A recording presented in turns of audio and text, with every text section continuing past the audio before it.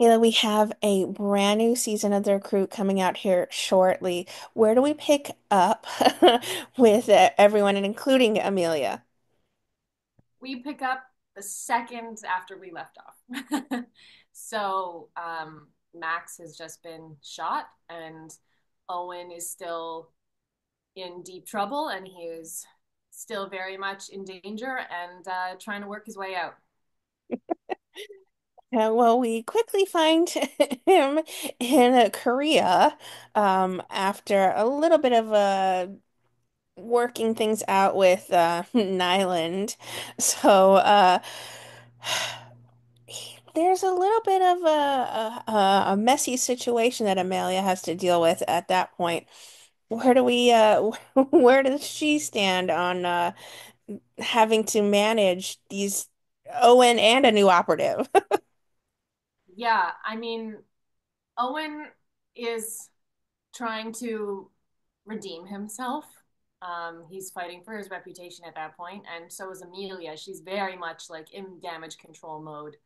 I think she actually really cares for Owen.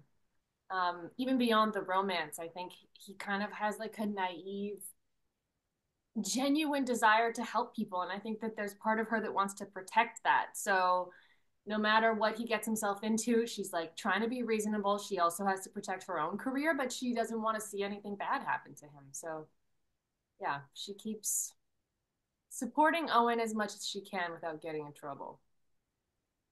Well, you're both on two different continents at this particular point. Was it difficult or more interesting for you to not be, face to face this season dealing with these troubles that have arisen?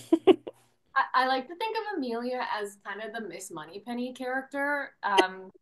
If we were to make a James Bond analogy, she's very much like in the office, and then every once in a while she is forced to leave the office, and she does so with great hesitation. But that's kind of like her safe space, like that's her domain, and that's also where she gets all her information. So she's always collecting information. She's not afraid to know too much, which some of the other characters definitely are. Oh, I touched that you were a little bit farther away from working face to face with Noah this season. Were you looking forward, though, to sharing a scene or scenes with someone or someones in particular coming into season two? Yeah, I mean, without revealing too much, um, some other characters get themselves into hot water, and Amelia, against her better judgment, is also out there helping those characters. So it's not just Owen, he's really embroiling everyone in his escapades. There's plenty of action to this series. Do you Yeah. have to change up your workout routine every season before starting the recruit, or does it all depend once you get those scripts and you see what activities Amelia will have to do for that episode? I mean, season two has even more action than season one. Season two is really fast paced. It's kind of a different tone. It's really thrilling. Um, but I would say that for Amelia, the hardest part about her day on a physical level is wearing the high heeled shoes, which are pure torture. I am not a high heels person ever. So, yeah, that was the most challenging part. Other than that, it's like a lot of typing, a lot of writing, a lot of phone calls. That's the extent of it. So, do I work out? No, I just eat a lot of crafty. I'm very lucky. You are working with the incredibly talented Noah Centineo. What is it like for you exchanging scenes? Noah is really amazing. I mean, he's young, so he has a lot of energy. I'm like 10 years older than him. So sometimes I'm like, oh my God, where does this come from? Um, but yeah, he has so much energy, which is exactly like perfect for this character. Um, and he's a really good leader. He's a really good leader. Like he's the lead of our show and he's our leader. And he's really wonderful. He's very positive. Like he never complains. He gives everything in these scenes. he's like being dunked in icy cold water and rolling around in the mud and like doing all this fight choreography, and he is just like so fun to be around. The crew really love him. Oh, that's good. Well, I mean, you didn't have to see him bashed and bloody this season since you are in the States. Do you ever get a moment where you get to step over Caesar? Is that giving things away? Um, is that giving things away? I don't know.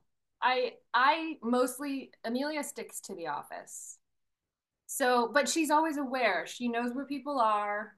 She knows that when something's wrong, when something's going on, and because she's Nyland's right-hand woman, she knows when something is serious. When there's a crisis, she's the first person that he calls to come and try to like deal with that. So she knows a lot, and they have a lot of resources, so they know where everyone is, but she's never really in the thick of it.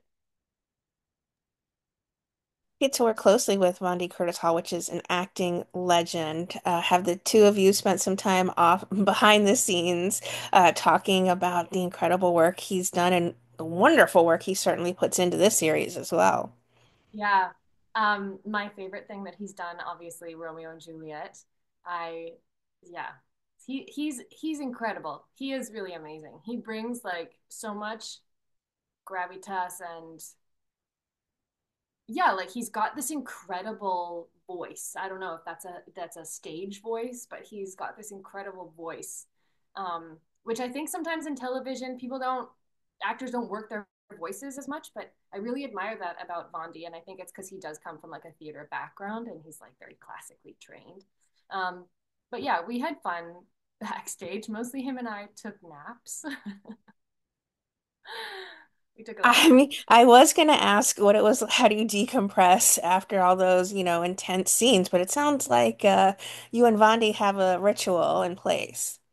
Yeah, well, if you got to pace yourself because sometimes you're on set for a really long time Yep. and you're resting, and then they're like, okay, this is the most intense moment of your career, go, and then you're resting, resting, resting. So yeah, we took advantage of those rest moments.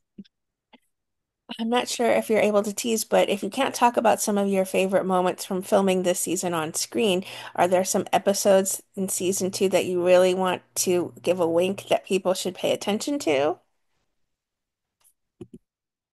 I think, let me just say this: people die. Um, and so the last two episodes are really like hard hitting, shocking, thrilling episodes. So, and we only did six, so they're kind of like 1 hour movies. Like they look incredible. They're filmed really cinematically. There's six of them. They're like really action packed.